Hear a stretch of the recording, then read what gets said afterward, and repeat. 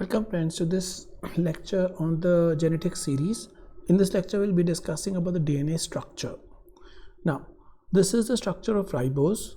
If on the second OH position, if the oxygen is removed, then we get 2-deoxyribose. The second position, the OH is removed, so this is called 2-deoxyribose. How is 2-deoxyribose produced? What is the name of the enzyme? Please read it up yourself.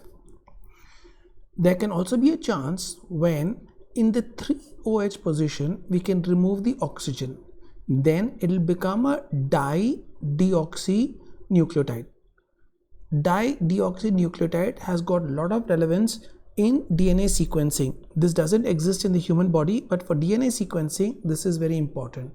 Ribose, deoxyribose, di-deoxyribose. Now the concept of nucleotides and nucleosides, when you have a nitrogenous base and the sugar, it's called a nucleoside. When the phosphodiester bond, phosphate group is attached, that becomes a nucleotide. Now please remember the structure of this ribose. This is carbon 1, carbon 2, carbon 3, carbon 4, carbon 5. Now the third carbon and the fifth carbon of the ribose participates in the phosphodiester bonds in attaching each nucleotides to one another, and this gives the polarity of the DNA from the 5' to the 3' end. Again, 1, 2, 3, 4, 5. The third carbon and the fifth carbon. This is the fifth carbon of the preceding, and this is the one of the original one. So the third carbon and the fifth carbon participate in the phosphodiester bond formation, and this gives DNA a polarity.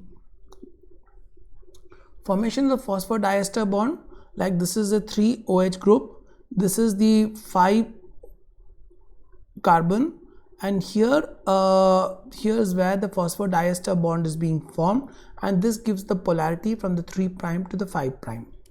So when you call the DNA, this end is the 5' end and this end is the 3' end. So if you look at this DNA, it would be in the 5', 3' orientation. There are two DNA strands, and the two DNA strands run anti-parallel to each other. So one strand is the 5', 3' orientation, and the other strand is in the opposite orientation. The nucleotides, the nucleic acids are in the center of the groove, and A forms a bond with T with 2 hydrogen bonds, and G forms a bond with C with 3 hydrogen bonds. The GC contents are areas where the bonding is very strong, so it regulates DNA expression, and during PCR it also has a factor in determining what would be the annealing temperature of the PCR. The structure of the DNA. We've all learned the bDNA structure, that it's a left-hand helical structure with a major groove and a minor groove. The details can be read in standard books.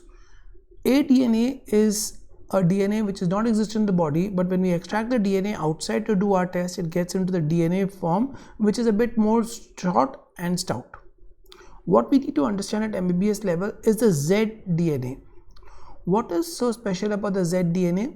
Normally if you look at the nucleotide, the nucleic acids are facing towards the groove of the DNA. In the zDNA, there is a cis conformation of the nitrogenous base. Instead of facing the groove, it is facing outside, and this is what produces the right-handed structure of the phosphodiester bond, and this is the zDNA. zDNA is usually present in areas where there is regulation of gene expression. Thank you.